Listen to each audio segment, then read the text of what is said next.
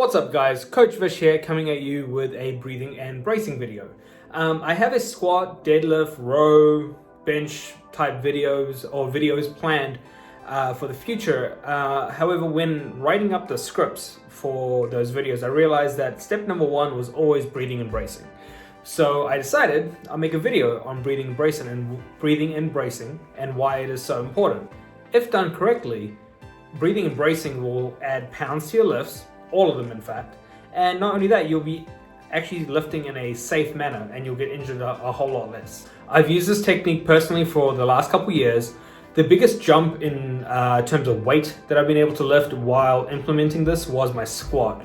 I was at 375 for a good couple months and couldn't really make any improvements. And when I learned this technique, it jumped up to 405 within 2 weeks. And weights that used to feel heavy feel absolutely light if you implement this. I've thus used it on my clients and also friends of mine as well, and they've all seen tremendous improvements. If you do find this video in any way helpful, don't forget to hit that like button down below, subscribe if you are new, and let's get into the video.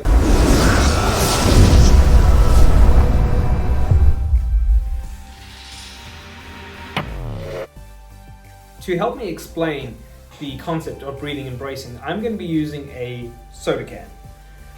The reason for this is that if we imagine the soda can being our torso, so basically from the armpits down to the pelvis, that's going to make it a little bit easier to explain the concept of how breathing and bracing works. In the examples I'm going to show you, I'm going to have 3 different soda cans.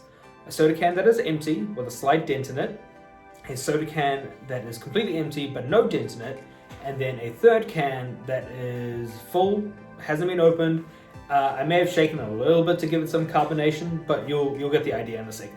For the majority of people, when we are breathing, they breathe through their chest. So when they breathe, you see the chest rise up and forward and then come down. When we breathe and brace, we ideally don't want that. What we're actually looking for is breathing down deep into the diaphragm, allowing the stomach to expand and contract.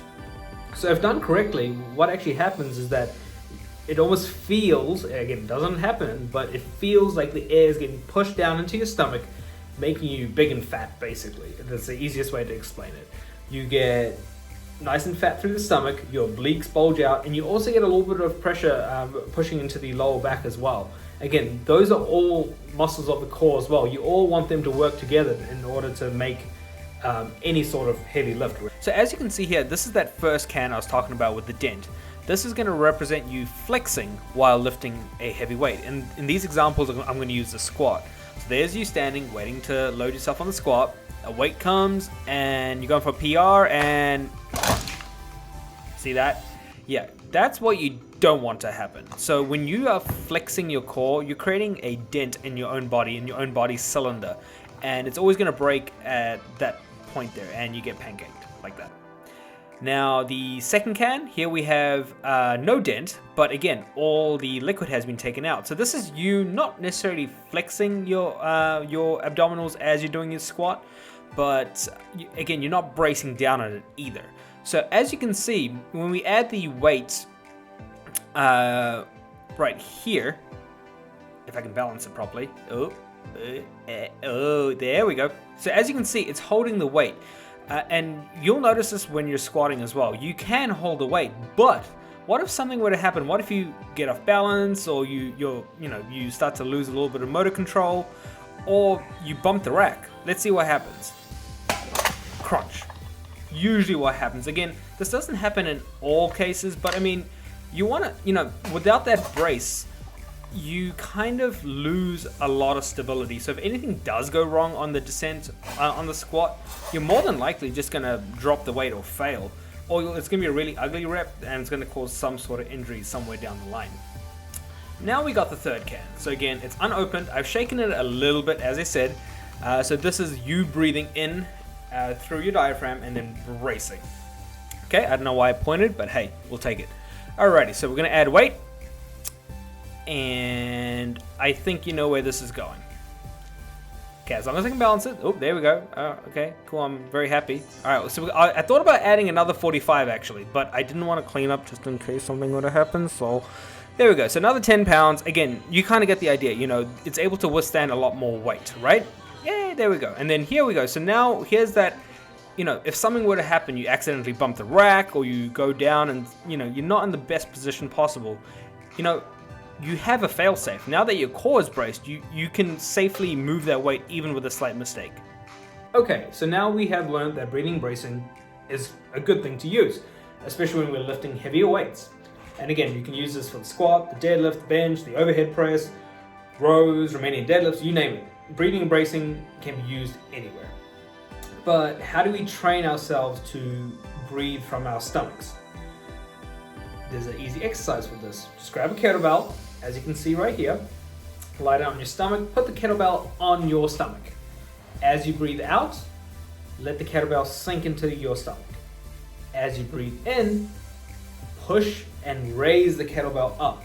Now what you'll notice is that because there's some resistance against the stomach, what will happen is the stomach will almost stop expanding upwards, but it'll start expanding out to the side as well, and then you'll even feel the lower back bulge up too.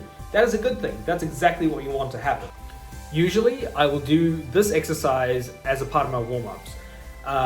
This way I know I'm breathing and bracing the way that I should be doing, and I don't have to really think about it during the set. Again, it does take a while to get used to, but once you get the hang of it, all of a sudden, you know, say for example, if your PR on a squat is 315, when you unrack it, it'll feel so light. When you get that eureka moment, it is truly unbelievable how much more weight you are able to add on to the barbell. So there you have it, guys, breathing and bracing.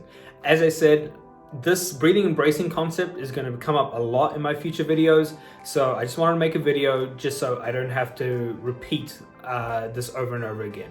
I'll leave a link down in the description below of all the future videos referring to this video if you do need help with the breathing and bracing. Or just a quick reminder, if you found this video helpful at all, please consider leaving a like down below. If you're looking forward to any of the future videos or projects I have planned, then subscribe as well. If you have any questions regarding breathing and bracing or any topics you'd like me to address in future videos, please leave a comment down below. I will be reading them and I'll take them into consideration when making the next videos. Thank you for watching, and I'll see you next time. Peace.